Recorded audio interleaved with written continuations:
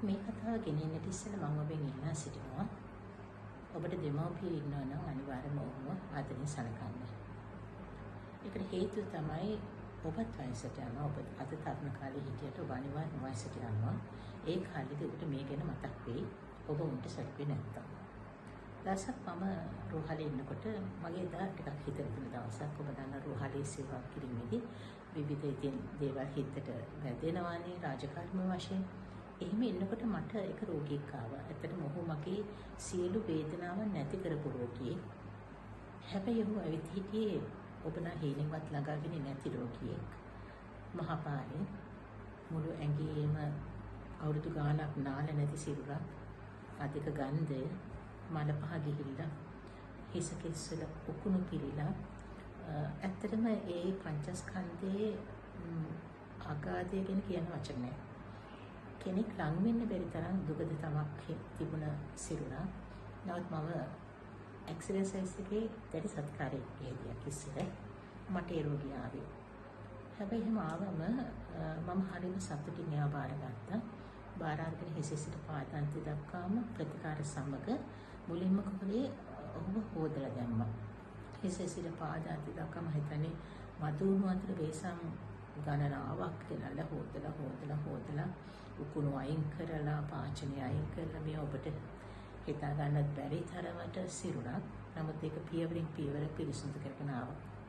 දැන් මම මෙහෙම වෙනකොට ඇත්තට මගේ අර හිතේ තිබ්බ වේදනාවන් ක්‍රමයෙන් දැන් මොන හේතියකින් යනවා. මේ තාත්තා හොදන වතුරත් එක්කලා. මේ තාත්තට වයස අවුරුදු 75ක් විතර ඇති. නමුත් ඊට වඩා දි รา කී සිරුරක් තිබ්බේ. ඊටමත් අප්‍රාණික සිරුර මම හොදලා ඉවර වෙනකොට පියවරින් පියවර එයා හිමිසිරි මෙහෙම ඇස් දෙක අරිනවා. ඇරලා මගේ දිහා බලලා මට ස්තුති කරේ නැහැ. හැබැයි ඇස්වල තිබ්බ ලොකු කඳුලක්. ඒ කඳුලේ ලොකු අර්ථයක් තිබ්බා. මට මගේ දරුවන්වත් මේ දේ කරේ නැහැ. ඔබට ස්තුතියි කියන එක කියලා මට නම් හැඟුණේ. ඇයි මං එහෙම කියන්නේ? මේ තාත්තා පාරේ ඉන්නුනේ තාත්තා කෙනෙක් නෙවෙයි. දරුවෝ කොම තාමත් උගත් බුද්ධිමත් ධනවත් ළමයි. හැබැයි මේ ඔක්කොම ජීවත් පිටරට. තාත්තා ස්වකැමැත්තෙම තමයි ලංකාවේ හිටලා තියෙන්නේ. නමුත් පසුවට තාත්තාට මානසික තනිපංකල නිසා ඇතිවෙන මානසික විභාග නිසා මේ තාත්තා පාරට නතු වෙනවා. පාරට ගියාට පස්සේ තාත්තට ගෙදරට එන්න මතක නැහැ. මොකද වයසට යනකොට ගොඩාක් දේවල් අපේ ජීවිතේ ගිලිහෙනවානේ. ගොඩාක් අකර්මණ්‍ය වෙනවා. ඊට පස්සේ මේ තාත්තා හැමදාම ඉඳලා තියෙන්නේ පාරේ. දරුවෝ දන්නේ නැහැ තාත්තා කොහෙද කියලා, තාත්තා දන්නේ නැහැ කොහෙද දරුවෝ ඉන්නේ. මොකක්වත් දන්නේ නැහැ. සියල්ල අමතක වෙලා තියෙනවා. මේ තාත්තා සෑහෙන කලක් පාරේ ඉඳලා තියෙනවා. ඒ තාත්තා තමයි මේ. හැබැයි ඒ තාත්තා මට ගොඩක් කතා කරා. මතකය ගොඩක් දේවල් මතක් වුණා වගේම ගොඩක් දේවල් අමතකත් මේ තාත්තට. ඇත්තට මම මේ තාත්තට ඒ හොදලෙන් පස්සේ මගේ හිතේ තියෙන සංකාව එහෙමම නැති වුණා.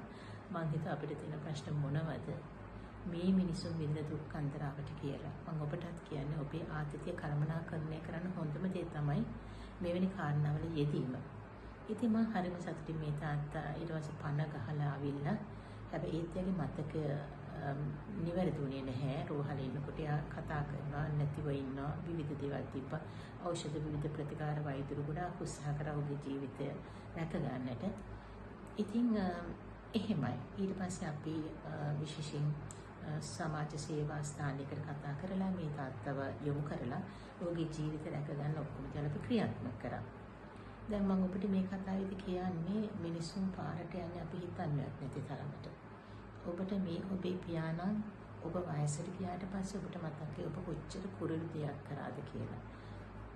අතහැරපු තමගේ ජීවිතේම හැම දෙයක්ම හම්බ කරපු දේවල් වේදක් කරලා, තමගේ දරුවන්ට උගන්වලා, තමගේ දරුවන්ව පිටරටට ඇරලා, ඒගොල්ලන්ට හොඳ ජීවිතයක් ප්‍රාර්ථනා කරනකොට ඔබත් කවදා හරි වයසට යනවා. මොන රටක මොන සුව සම්පත් තිබ්බත් ඔබ ඇඳට වැටෙන දවසට ඔබට මේ දේවල් මතක් වෙනවා. මගේ පියා, මගේ මාව, මම කොහොමද උන්ට සැලකුවේ කියලා ඔබට මතක් වෙනවා.